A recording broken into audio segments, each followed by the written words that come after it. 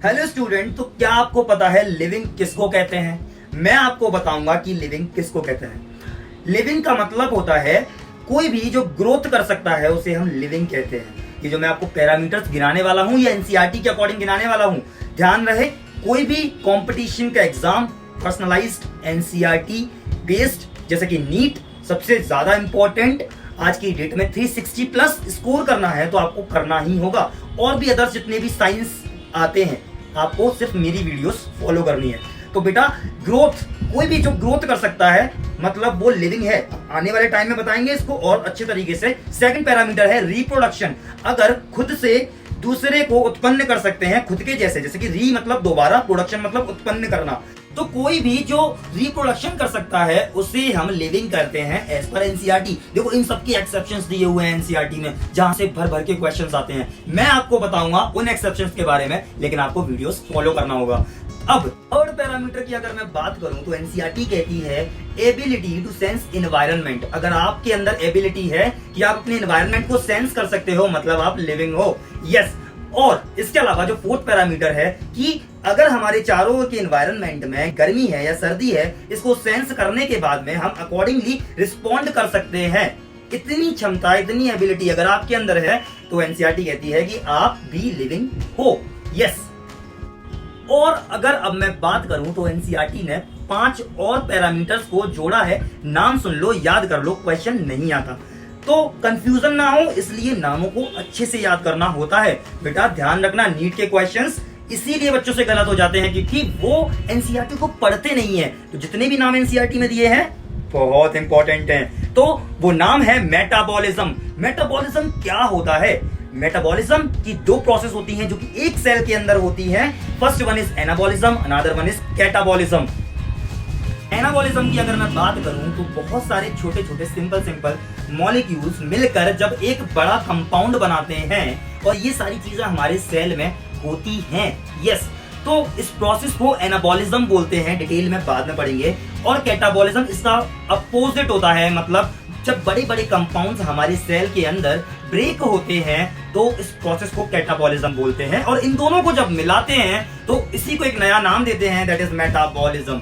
ठीक है। तो मेटाबॉलिज्म भी ऑब्वियस सी बात है सेल के अंदर होगी। Cell means living organism. तो मेटाबॉलिज्म भी एक कैरेक्टर है, पैरामीटर है जो कि लिविंग ऑर्गेनिज्म के लिए ही यूज किया जाता है। तो अब मैं बात करूंगा उन 4 नामों की जो कि प्रेजेंट है एनसीईआरटी में। इसके अलावा first one is self replication and इसके अलावा सेल्फ ऑर्गेनाइजेशन जो कि एनसीईआरटी में प्रेजेंट है। Third one is interaction. Interaction सिर्फ और सिर्फ लिविंग कर सकते हैं। Fourth one is that is emergence. Emergency की कंडीशन सिर्फ और सिर्फ लिविंग ऑर्गेनिज्म को ही पता हो सकती है। तो क्या आपको पता है कि सभी के सभी लिविंग ऑर्गेनिज्म ग्रोथ करते हैं? Yes, there is no exception. सभी के सभी लिविंग ऑर्गेनिज्म ग्रोथ करते हैं। प्लीज रट लो, इस बात को समझ लो, क्योंकि अगर क्वेश्चन आता है स्टेटमेंट के तौर पे कि फ्यू लिविंग ऑर्गेनिज्म ग्रो और only some living organism grow, तो आपको वहां बहकना नहीं है। All living organism grow. Yes, NCERT की लाइन को।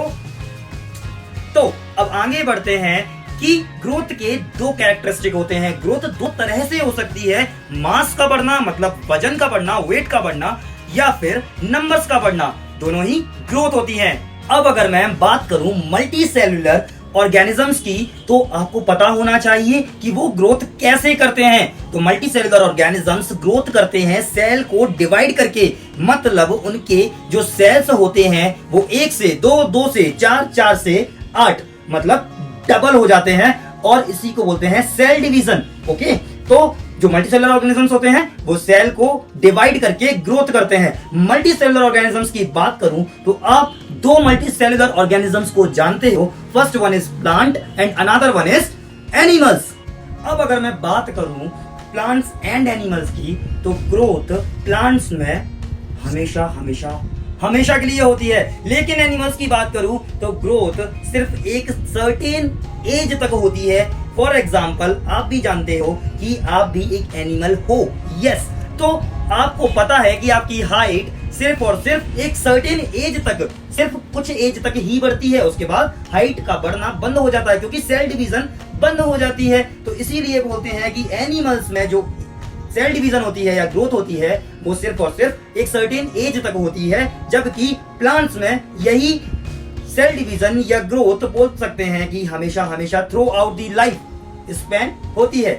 तो आप में से किसी बच्चे ने मुझसे क्वेश्चन कर दिया कि सर मेरे दादाजी के बुढ़ापे में भी चोट लग जाने पर उनकी जो चोट थी वो रिकवर हो गई, मतलब सर सेल डिवीजन हो रहा है, पर आपने अभी अभी बोला कि एनिमल्स में cell division, cell growth, confusion सिर्फ एक सर्टेन एज तक होती है। तो बेटा एनसीईआरटी ने इस कंफ्यूजन को दूर किया है और कहा है कि सेल की ग्रोथ एनिमल्स में सिर्फ एक सर्टेन एज तक होती है, लेकिन cell division, replacement of cells चोट लग जाने पर, इंजरी के टाइम पर एनिमल्स में कभी भी हो सकता है। ओके, तो सेल का ग्रोथ करना और सेल का डिवाइड करना दोनों अलग अलग है। ओके, यूनिसेल्युलर ऑर्गेनिज्म की अगर मैं बात करूं तो वो ग्रोथ करते हैं बाय सेल डिवीजन। आपको पता होना चाहिए एनसीईआरटी की एक कंफ्यूज करने वाली line, that is one can easily observe under the microscope in vitro culture by just counting the numbers of cells. तो बेटा इसमें जो विट्रो का मीनिंग था वो सिर्फ और सिर्फ इतना था कि लिविंग बॉडी के अंदर ना होकर अगर कोई रिएक्शन या process outside the living body, मतलब किसी डिश में या फिर किसी ट्यूब में होती है, तो उसे बोलते हैं इन विट्रो कल्चर, मतलब लिविंग बॉडी में नहीं होनी चाहिए, आउटसाइड द लिविंग बॉडी अगर कोई भी रिएक्शन या प्रोसेस होती है तो उसे हम कहते हैं in vitro culture. In majority of higher animals and plants the growth and reproductions are mutually exclusive event. तो ये एक्सक्लूसिव इवेंट बहुत कंफ्यूज करता है बच्चों को। तो बेटा एक्सक्लूसिव इवेंट से सिर्फ और सिर्फ इतना सा मीनिंग है कि कोई भी दो काम एक ही समय पे ना होकर अलग अलग समय पर होते हैं, उसे हम कहते हैं म्यूचुअली एक्सक्लूसिव इवेंट। तो जो ग्रोथ है और रिप्रोडक्शन है ये आपस में कुछ इस तरह से होती हैं कि वो एक दूसरे के विपरीत टाइम में होंगी, मतलब कि वो एक ही टाइम पर नहीं होती। They are mutually exclusive event. Okay, याद रखना ग्रोथ एंड रिप्रोडक्शन एक ही समय पे नहीं होती, एंड रिप्रोडक्शन एक ही समय पे नहीं होती। इंक्रीज इन मास मतलब बॉडी के वेट का बढ़ना भी ग्रोथ कहलाता है। और मैंने अभी अभी आपको बताया कि ग्रोथ एक लिविंग का कैरेक्टर है। तो अब आप में से कोई स्टूडेंट मुझसे क्रॉस क्वेश्चन करता है कि सर आप तो झूठ बोलते हो, क्योंकि वो सारे के सारे सैंड माउंट्स और माउंटेन्स और बोल्डर्स, जो कि हिंदी बोलूं, ओके, तो वो सारी चट्टाने या रेत के बहुत सारे ढेर जो कि जिन पर बार बार रेत आ रही है, डस्ट आ रही है, ठीक है, एनवायरनमेंट से, या फिर वो माउंटेन्स जिन पर समय के साथ में थाउजेंड्स ऑफ ईयर्स जो कि वो लेते हैं और उनका जो मास है वो बढ़ता जाता है। तो सर वो भी तो लिविंग हुए फिर।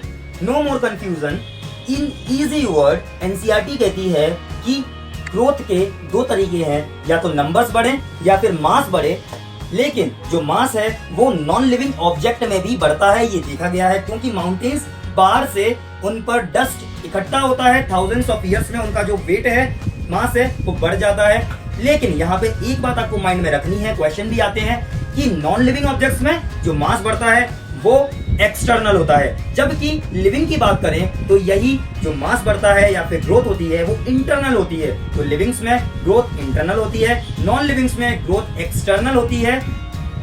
इसीलिए कहते हैं कि growth is not a defining feature of all living organisms.